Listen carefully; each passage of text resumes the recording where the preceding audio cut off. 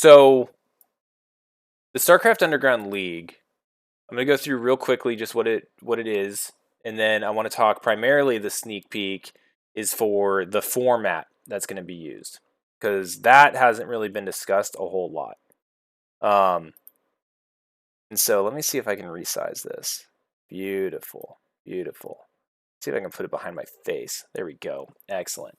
All right, so let me see if I can zoom in here and maybe make this a little bit better of a viewing experience.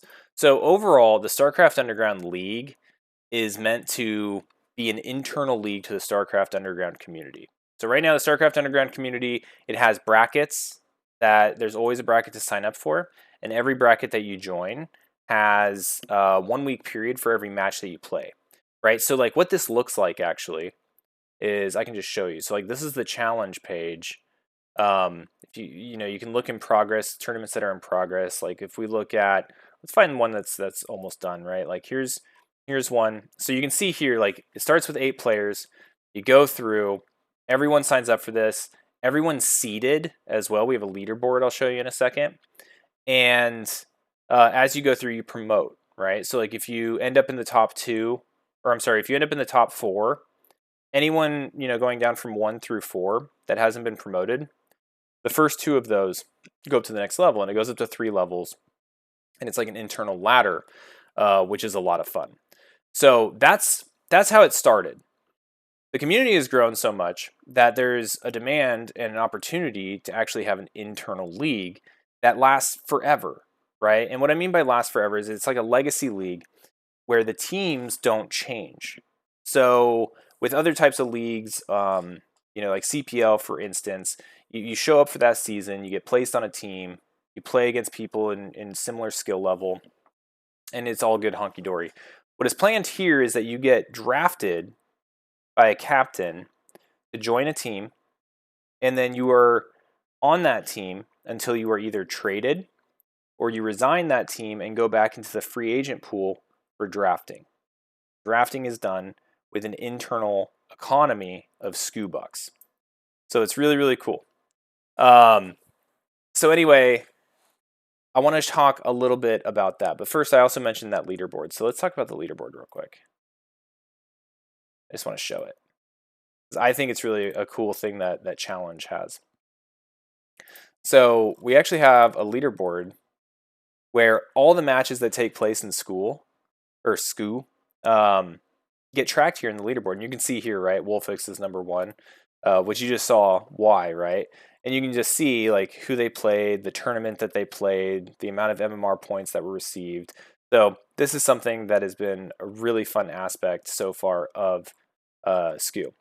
So anyway, if we go back to the rules, right? Like I think people that'd be interested in the sneak peek already kind of know the rules. This was just a once over for anyone that happens to see this that might be interested in StarCraft Underground, because it's been a lot of fun, and it has the base manual here with all the rules. 4 teams, roster size. I'm gonna try to keep it around 15. If the participation goes too much higher, we might add more teams and change the format. But I want to show the format briefly.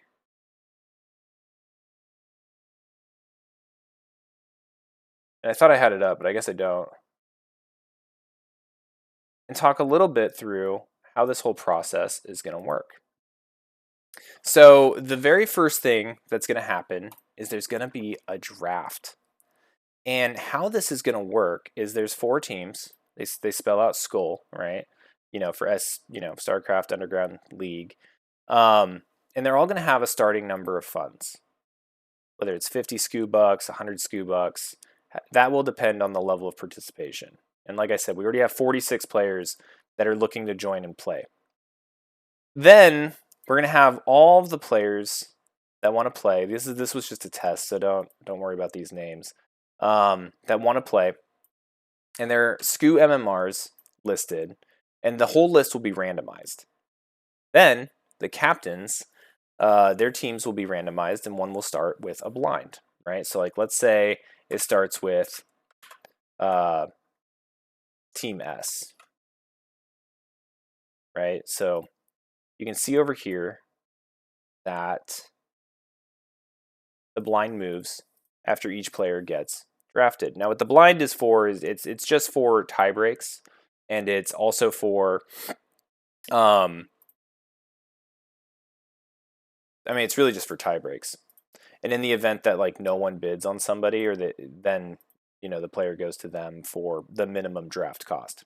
But anyway, this will happen for every single player. All teams will anonymously submit their bid, and then based on whatever team has the bid that is closest to 75% of the highest bid gets the player.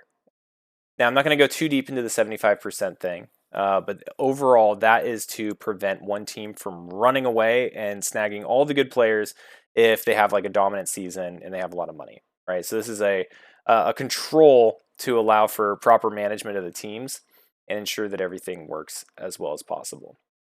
I think actually what I'm going to do is I'm going to make this display bigger. I think it looks like butthole. Yeah, there we go. In fact, we'll even do something like that. Nice. No, we won't. No, we won't. That looks horrible. Okay. Continuing on with the sneak peek. So this will be the draft. It'll go through until every player is drafted. And then they'll automatically be placed on a roster, right? So like, let's say this guy, Mutiler, apparently, in this test bid, got picked up by L roster, right? So you'll see that he populates over here and how much he was bid for. So on and so forth. So we'll build the teams that way. Then the format. It's going to start off with a round robin. So what it's going to look like is it's going to look like this. The first round, you'll have two teams facing off against each other, and they will put forth their 5 players in their lineup. These players are going to be chosen one at a time. Okay? So the first team will place their player 1. Then the next team will place their player 1 and player 2. So on, so forth, all the way down. So you can pick your matchups. The management team for the team can decide, okay, we don't have anyone that can beat that guy. Let's maybe put someone that we don't think will win any games up against him and try to get as many map wins on the other ones that we can. And so once that happens, in these best of 3 series, the number of map wins will be taken into their total count, their points. All right? And then every team will play each other, and their points will be added up.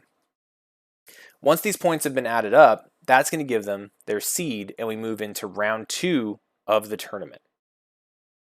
Round 2 is going to be a gauntlet. And what I mean by this is, depending on the seed that you end the round robin in, is what level you get to be automatically placed in. So for example, seed 4 and 3 will start at the bottom. Then the winner of that will go to and face the second seed. Then the winner of that will go to the finals and face the top seed. This was primarily done to cut down on the time that it'll take, as StarCraft Underground tournaments and everything take 1 week per match.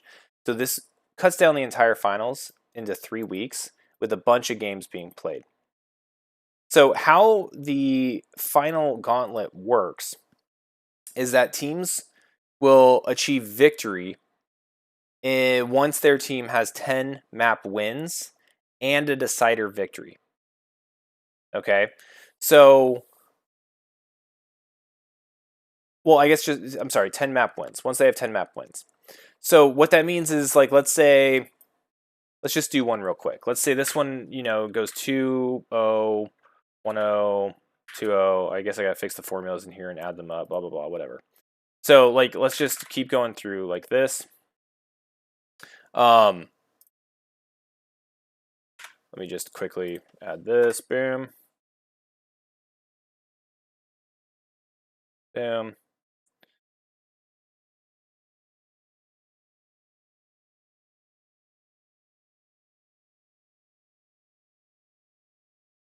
All right, let's say this guy lost, this guy won, this guy lost, this guy won, this guy won.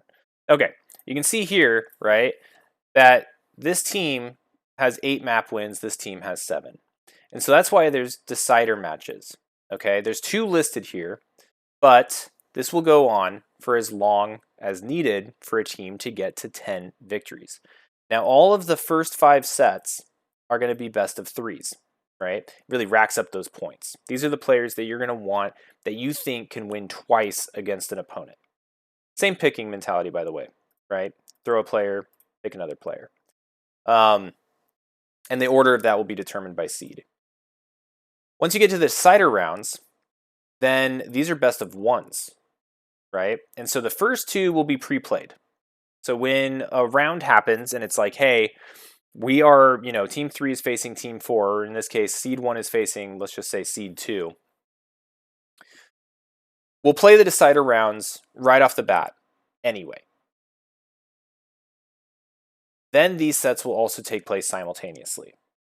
Now, in the event something happens like this, right, where this decider match has this team getting 1 map win, this one has this one getting 1 map win, you can see there's another decider match needed because we're not at 10 yet. So the players will pick another player to go in there and continue playing decider matches until one of the teams has hit 10 map victories. Now, the cool thing about this method is that if you look up here in kind of the guidelines, there's as many decider matches as needed, with 2 being scheduled in advance and executed, just because I feel like that's a pretty fair assumption that we'll probably hit 10. We'll have to see how that plays out. But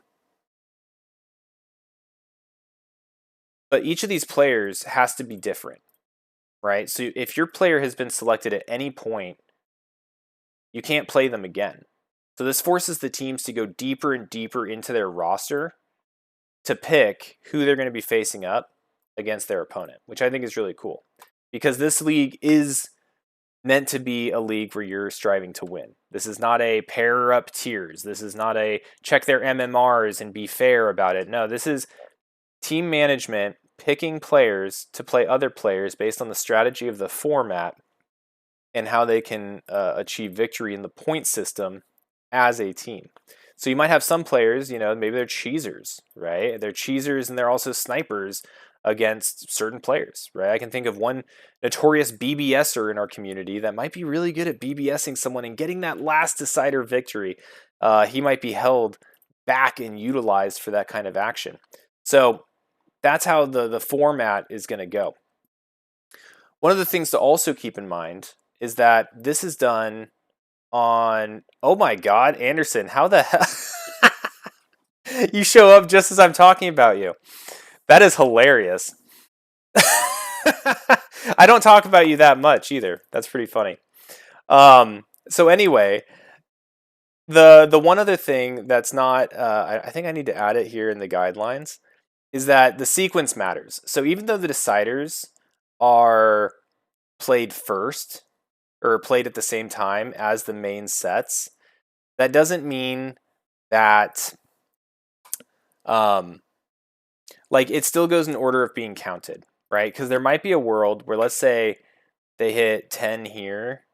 Let's say it was, let's say it was like this,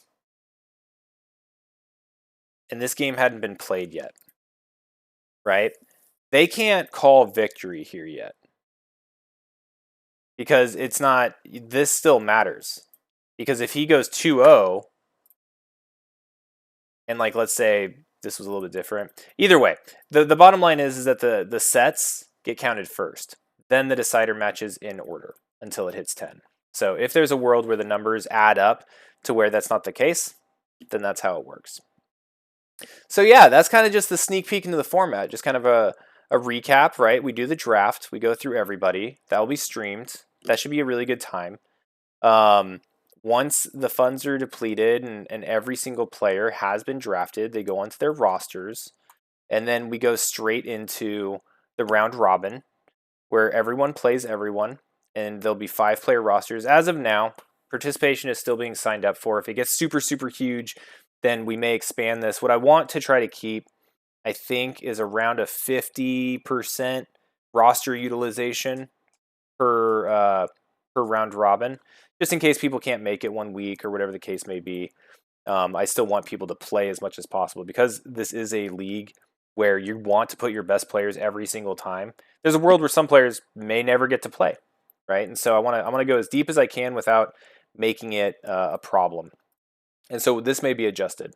But yeah, then all the points will be added up from all the round robins to determine seedings into the gauntlet. And then they will play through the gauntlet, doing decider rounds, best of ones, until they get to 10 match wins to advance. That's the sneak peek. Anderson, any questions? Since you're the one person I know that's watching. Let me see. Who else is around? We've got 2 bots. Oh, we got Vile. We got some people that are playing in this. We got Stage. We got Anderson. Any questions? Because, I mean, I wasn't expecting many viewers, and so I was going to throw this up on YouTube for anyone that wanted to find the sneak peek. I didn't say you're a bot. I said there's a couple bots. Apparently, I have a Stream Elements bot and a Tangia bot. I don't remember setting them up, but they're there. Yeah, can I start from the beginning? I just did a once-over for you. Draft, roster, round robin, and gauntlet. And I guess the one thing I didn't touch on was the economy. The economy is going to play a pretty big piece in this league. And the payouts for winning are going to give you SCU bucks.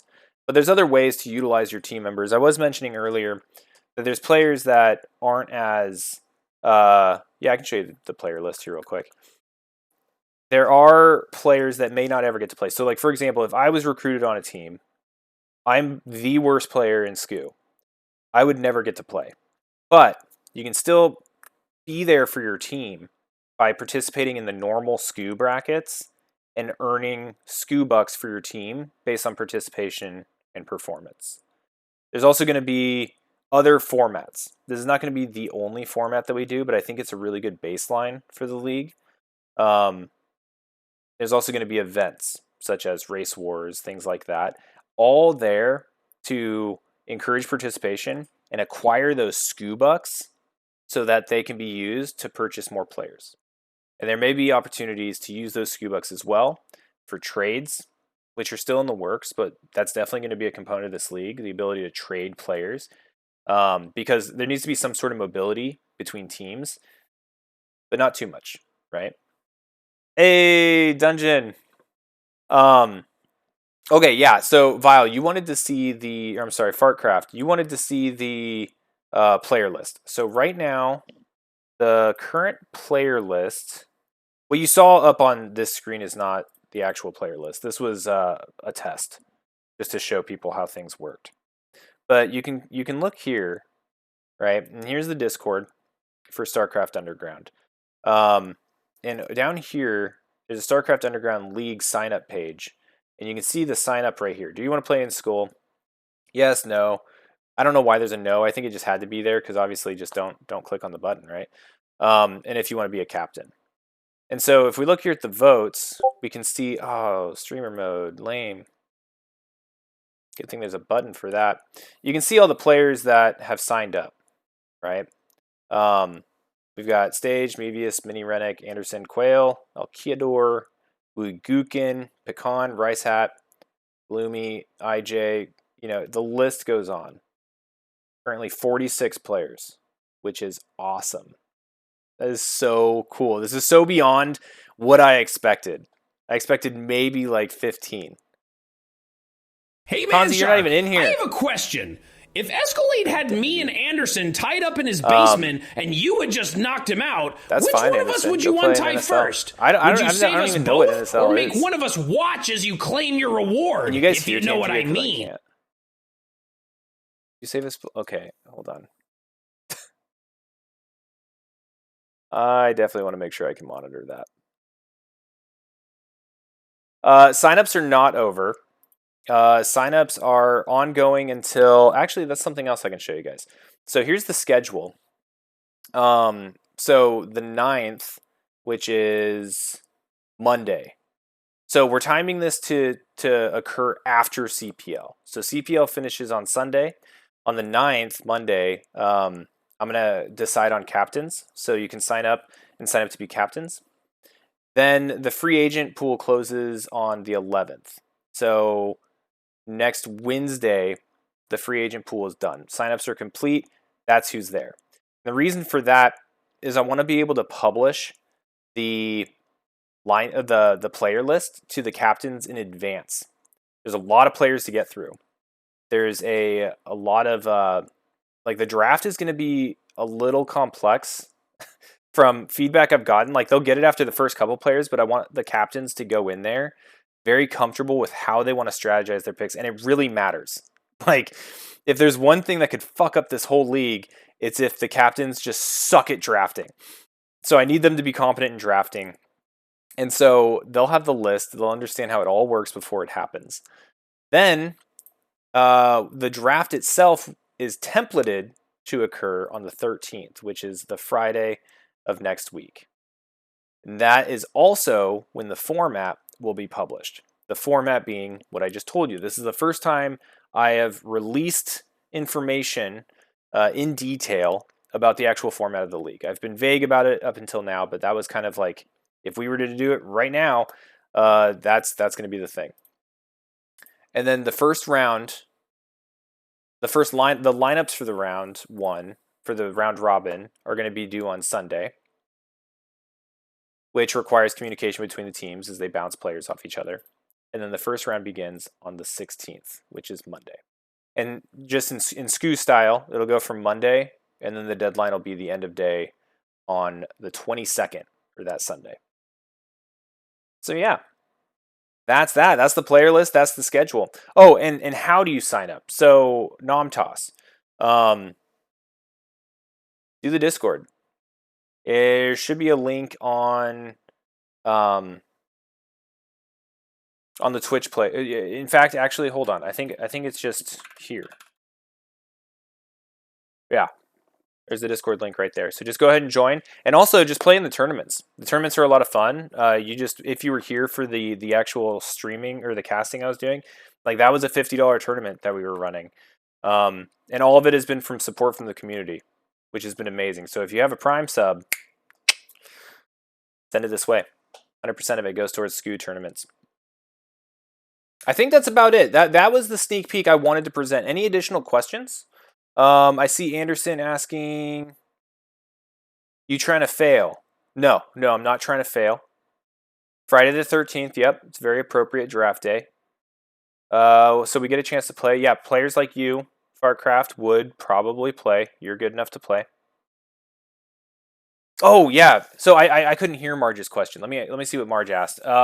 Hey, I have a question. If Escalade had me and Anderson tied up in his basement and you had just knocked him out, okay, so I knocked out Escalade, which one of us would you untie first? Would you save us both or make one of us watch as you claim your reward, if you know what I mean? Why'd I read that out loud? I would untie whoever was closest to me.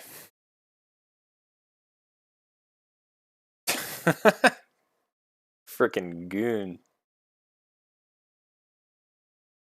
Ugh, I'll allow it. The automod is good here. All right, cool. If there's no additional questions, yeah, sign up for the Discord. Sign up for the league. And if there are questions, there's also an FAQ channel. So whenever you ask a question, I'll answer it, and then I'll also compile it into a readable form. And there's more information in there. Tell your friends, tell your wife, tell your dog. Tell yourself again in the morning if you forgot to sign up, and we'll be good. What's up? What's up, Fartcraft? What's your question?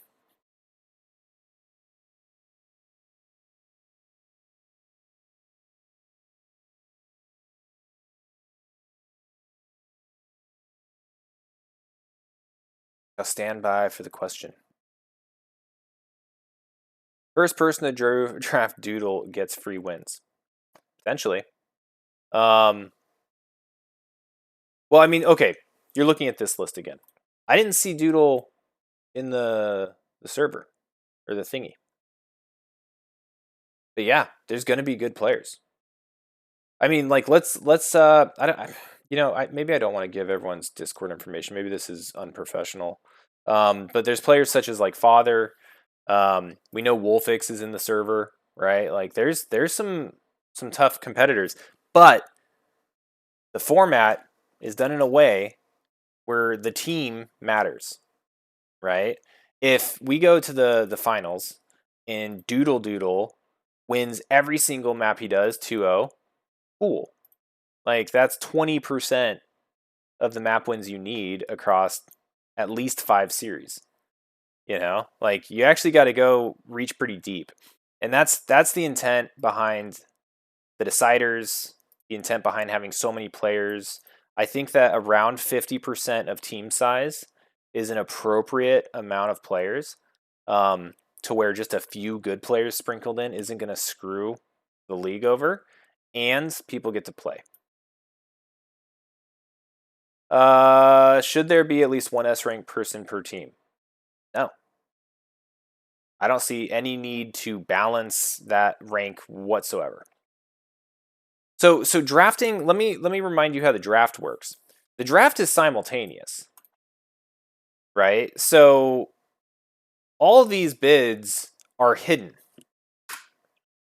They're all sent to me during the draft, and they're revealed simultaneously. So if Team Savage or whatever bids 5 and then 7 and 5, because they're these people are trying to budget for whatever the case may be, right? Like other players that they see down the line, and then like 15 here, the 15 team would get it, L would get it, yada yada yada.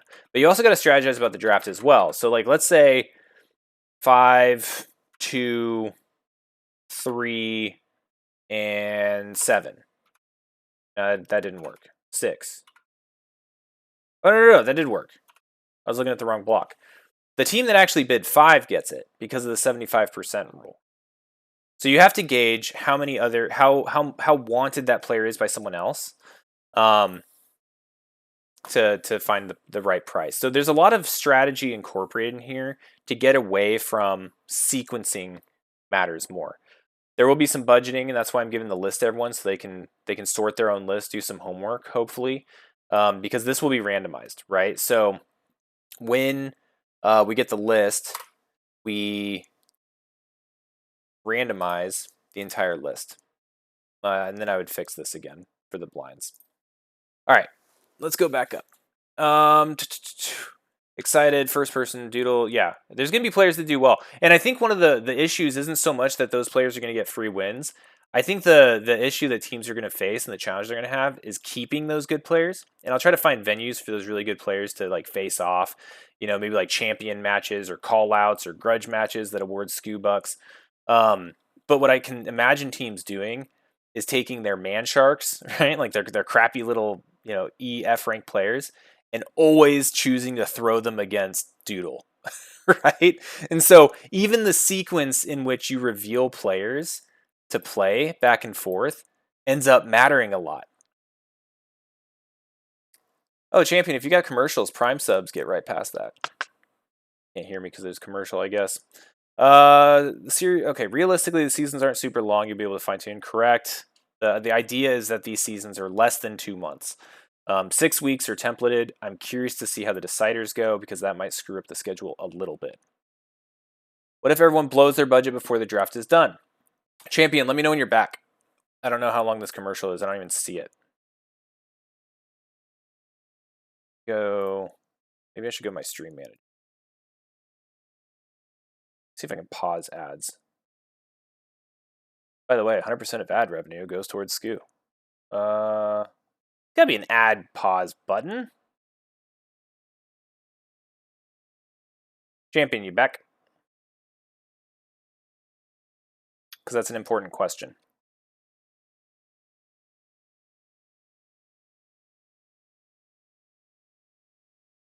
Yeah, I don't know how to turn ads off.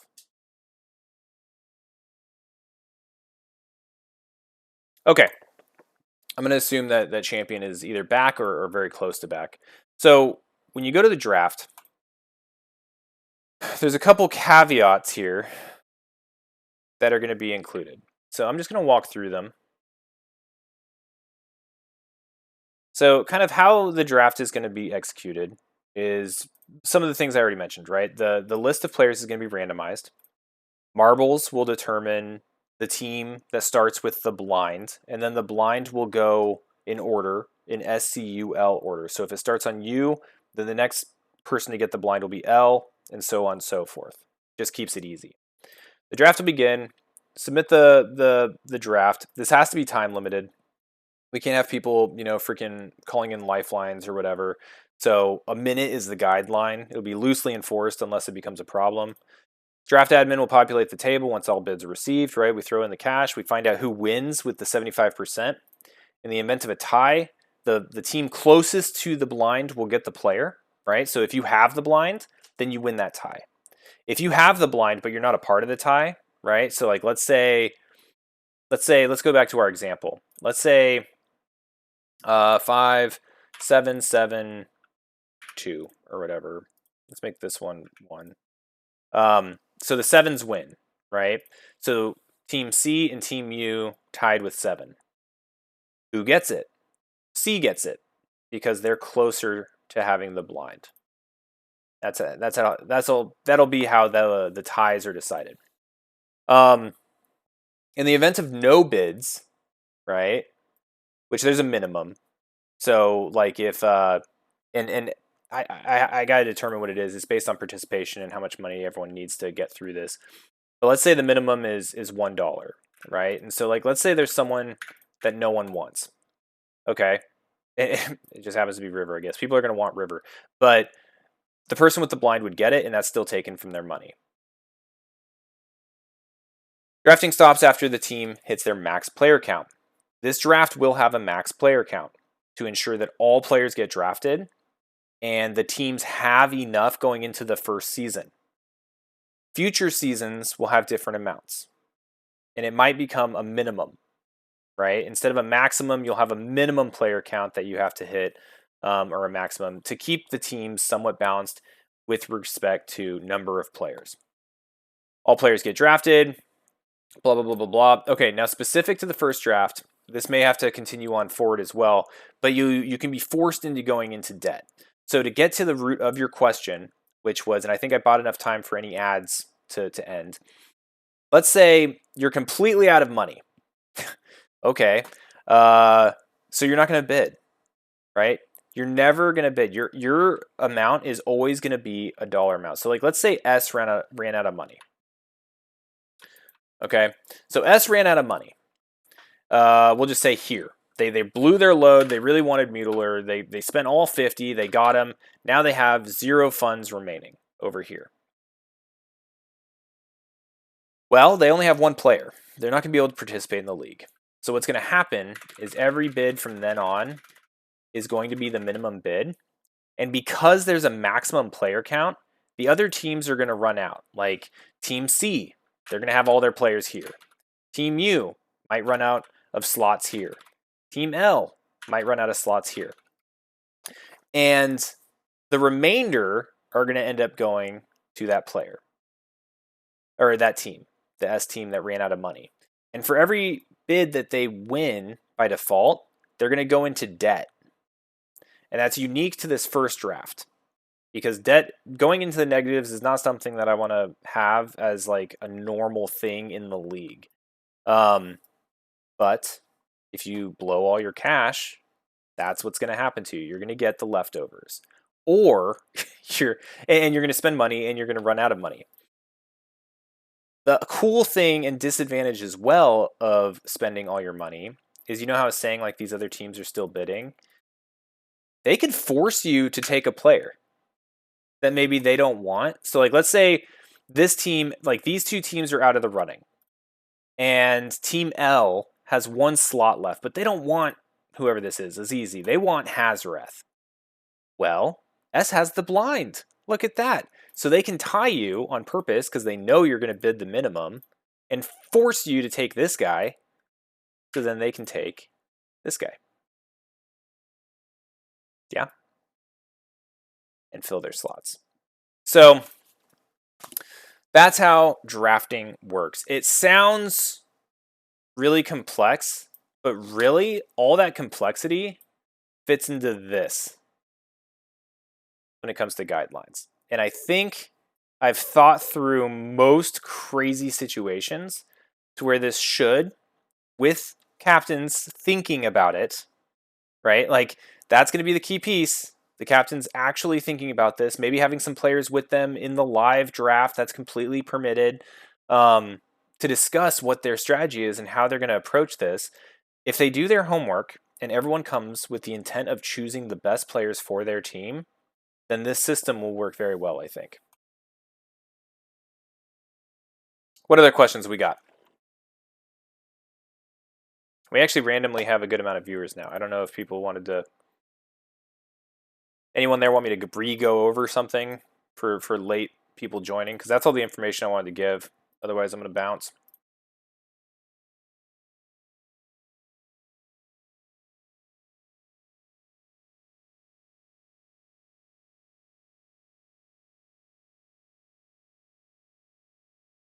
Trying to think of what else. Push my timeline back a few days? Why? Are you not going to be available?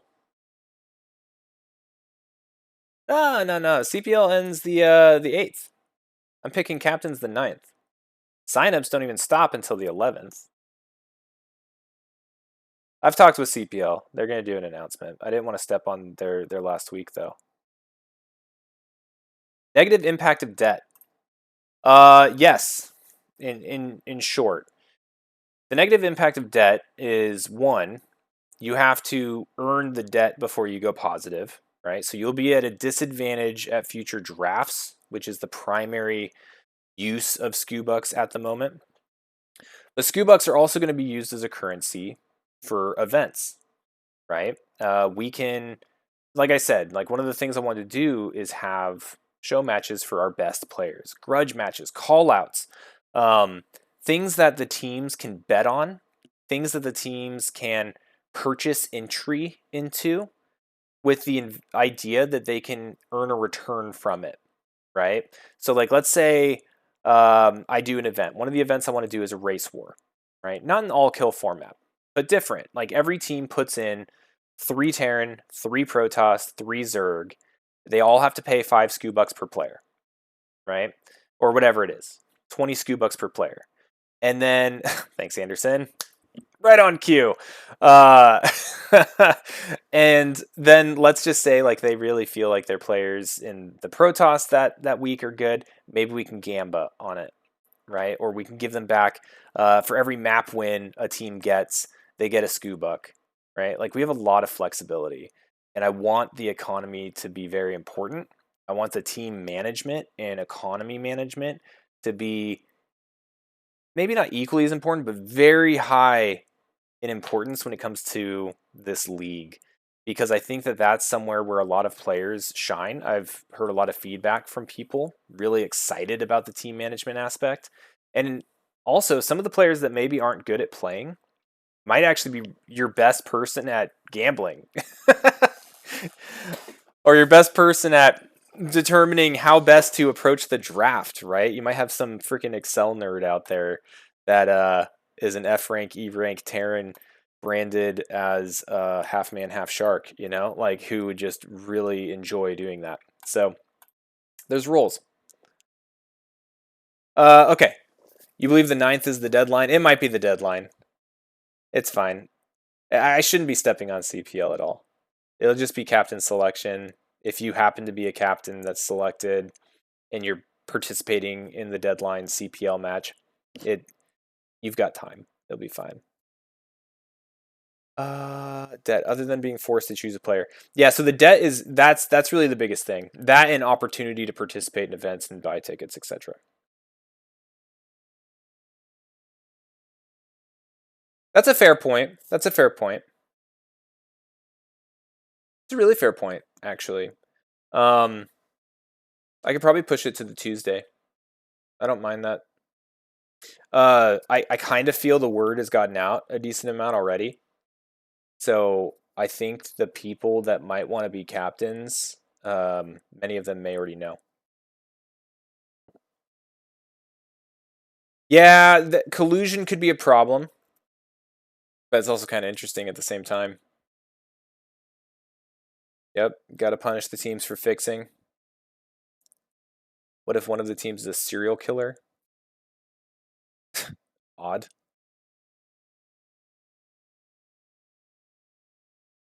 Yeah, if anyone's match fixing in this, get bent. Now, in the far flung future, if we start monetizing and giving prize money for this, maybe something more serious. But That's a long way away. Yeah, we know you're going to max fix Anderson. And that people may draft you because of that. You might be the best damn match fixer in the league.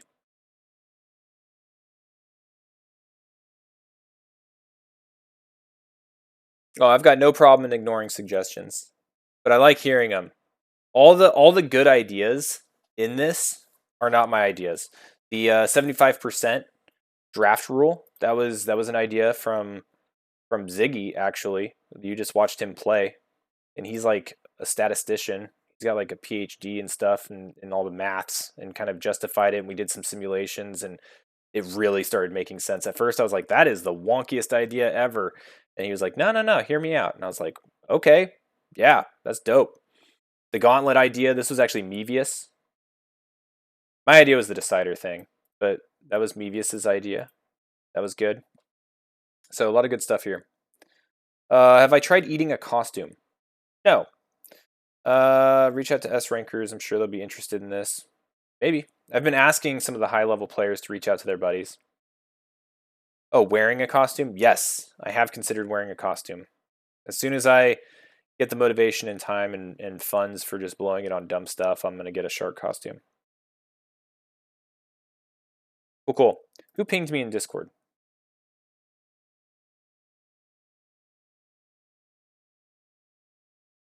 Oh, yeah, I'll check on that. JJ Sayer, if you're here, I'll check on that. Just double check the sign-in page. Make sure you voted yes. That's all it takes.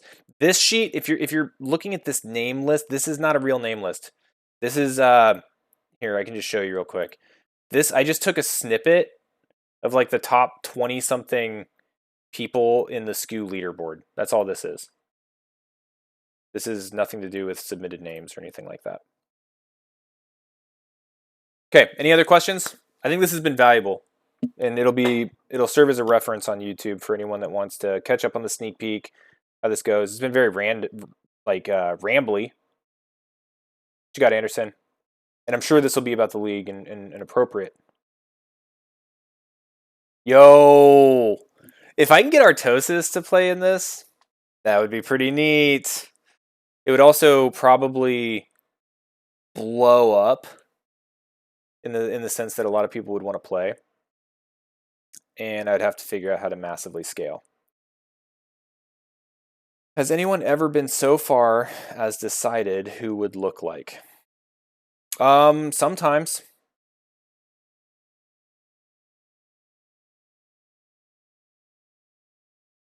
Waiting for the day. Blah, blah, blah.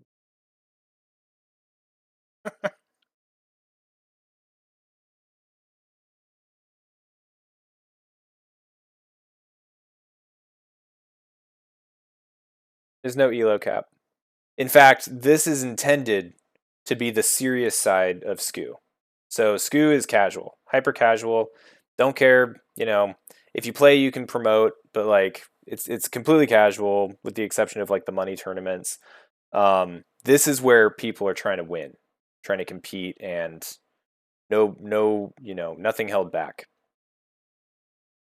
And also on the other flip side of that, you don't have to be good at all. And then you can improve. You could be a $1 draft pick and turn out to be the most valuable $1 draft pick that any team's ever picked up. No, this is not endorsed by AJ Firecracker, but I do miss him, and I loved his conversation. If you're out there, if you're watching, AJ, I'm back.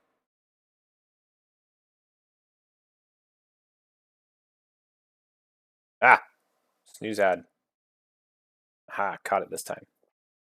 There's an incentive to make your crap players better too. Yes. Now, yeah, a little bit. A little bit. But the thing is, if this continues to grow, I'm going to have to add teams. And then, there's going to be opportunities for those, like the balance to kind of get spread more evenly as well as people get traded, picked up, and how we introduce that. What you got, champion? What's your question? Just sling them in there. I don't like this empty space. Not talking. If I pay $2 for someone and they get a lot better, can I add SCU bucks to them before another team swipes them at a higher price? No. Not as of right now. The trading mechanics are still being worked. One thing I did want to point out, though, and just remind everyone. So, like, let's say Wolfix gets picked up by Team S for $10. That price is going to stay with him. And this is to prevent a team from cheaply acquiring the best players in the league. Now, how trades are going to work, I don't know yet entirely. There's a couple of ideas that are out there. I've got like 3 or 4 different ideas and methods of determining how trades are executed. But one thing I'm not entirely talked off the cliff yet, though many people have tried, is keeping the price tied to a player for at least some time. Maybe it gets refreshed every couple seasons or something like that in the event that player prices get too inflated and weird, which could happen. But one of the methods of trading has been stealing, right? So in between seasons would be the trade window. And let's say someone wants Wolfix. Wolfix is on Team S and Team C wants him. So Team C would pay for Wolfix, his price plus maybe a trading fee, right? And then teams would be limited to the number of steals that they could do, and they would happen in a certain sequence so that there would be opportunities for steal backs, right? Things like that. And you could strategize based on knowing how much money every team has, which will all be public, right? There's no secret wallet or anything. Like everyone will know everyone else is standing on how much economic power they have. Launch this bracket for real though. Okay, yeah, I'll launch that after this. Thanks, Anderson. Would they have to send a player to free agents when they steal so they're not over the max team size? So the max team size is something that's determined during draft. Trade windows would occur before draft. So there's a few things that would occur before draft, right? There would be trade windows, which would probably happen first. Season ends, probably have some sort of end of season event, fun thing, right? Award ceremony, something like that. I haven't really completely thought that through. I'm not good at that stuff, but we'll do something fun. Then the next thing would be trade window. And then the next thing would be team event, right? With the idea being to accumulate cash, right? Like here's 3 different free-for-alls, right? And this is the thing, the money on the table, right? And it's something where teams that maybe are a little bit broke can get some cash. Then you go into the draft. So you have all your information, all your money available on hand before you hit the draft, and then you can replenish up to a maximum, and it'd be based off of the current team sizes. The team draft would also be an opportunity for players to become free agents again. So let's say they didn't have a good team experience, they want to be with their buddy, they can go back into the free agent pool. Now they can get picked up by the same team again, but that is one way of team mobility. Can we bet SCU bucks on how much Anderson is valued at? No. So there is no player movement at all between teams during the season. Currently, no. I don't want to introduce that in the first season. If we do, it would have to be very controlled. One of the things I really want to get a feel for with this team franchise kind of feeling, right, is the concept of management and managing the team and like team strategy matters, but also like team loyalty, right? Like this would be so cool if we get to like Skull season 10 and we have people that have been on the same team for 10 seasons. Like that would be so rad. Like they've got their own like internal structure. Like this is our SCU guy. This is our drafting master. This is the person that does our lineups. This is the captain. This is your Terran coach, Zerg coach. Like we've got a whole thing, right? We're gonna buy you for 2 SCU. We're gonna sell you for 50, right? Like we've got a whole factory, a machine going. Like that's the idea. So increasing opportunities for team movement can threaten that, the longevity. But if it's gradual, then cultures can start to kind of form, and then you can almost like seek the team culture you're looking for, and it also mitigates the risk of an overpowering team. Because I don't want to control balance by saying only 1 S ranker per team. No, that's dumb. Now, if you earned it and you strategized and you got them, good on you, right? But I don't want it to happen quickly and inorganically to where it's no fun for anyone else.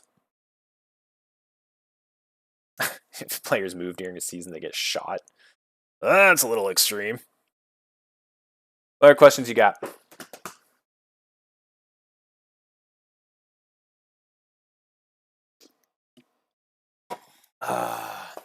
Correct. Great question. I didn't touch on that. For this first season, we are not going to do subs. For a couple of reasons.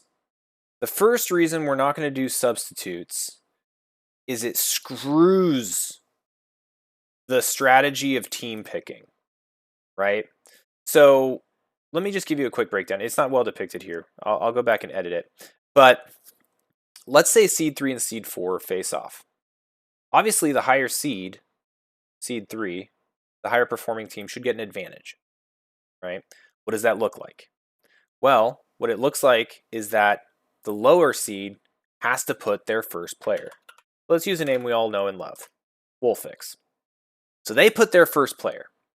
So now seed 3 has the advantage of picking their sacrificial lamb and then picking this guy, right? So they have that advantage on the first placement. If we introduce substitutes, this whole thing becomes invalid, right? Because then Wolfix can be like, I'm sick or whatever. I don't want to play against Manshark. He's lame. And then they put in someone like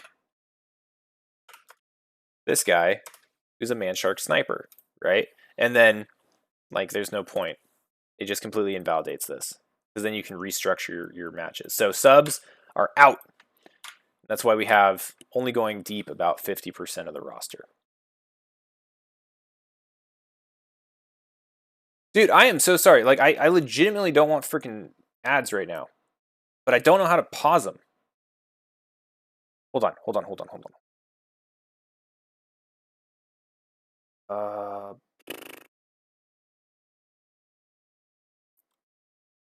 News ads.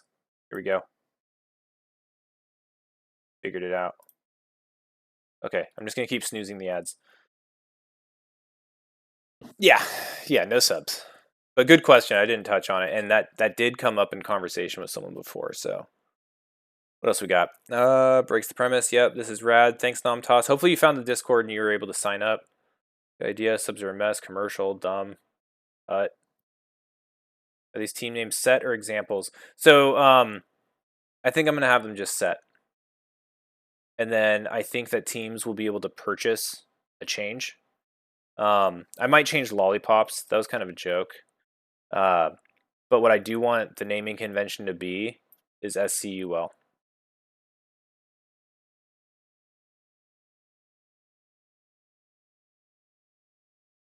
But the reason, again, I don't want team name changes to be too rapid or common is the whole franchise thing, right? I want people to know who's on what team, and season 4 they show up, they're like, oh, doesn't Manshark play for the Lollipops? That dude sucks, right? You can build storylines with this, right? Manshark started on the Lollipops, got traded for half a SCU buck to Unhinged, half a SCU buck and a freaking Subway sandwich from Anderson, and then he became awesome, broke into E rank. All right, I'll change the L name. I'll change it. I'll change it from Lollipops. So we did a test league, right? So we actually ran through an entire iteration of this in kind of similar. There's been a lot of corrections and additions, but we ran through a test league, and they ran with the Lollipops. So it can be like the Hufflepuff of Harry Potter houses. Laggers, I like that. Other questions? What do we got?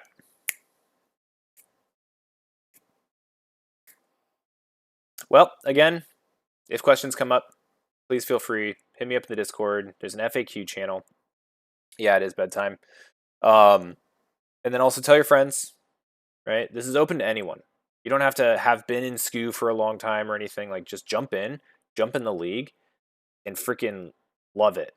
The other SCU stuff's not going away. There's a lot of people that love that system.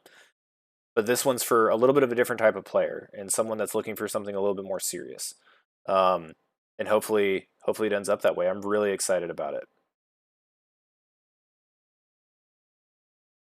Yeah, I'm going to launch the bracket. I got to check on JJ Sayers' sign up and I'll launch the bracket so people can bully me in it. All right, y'all.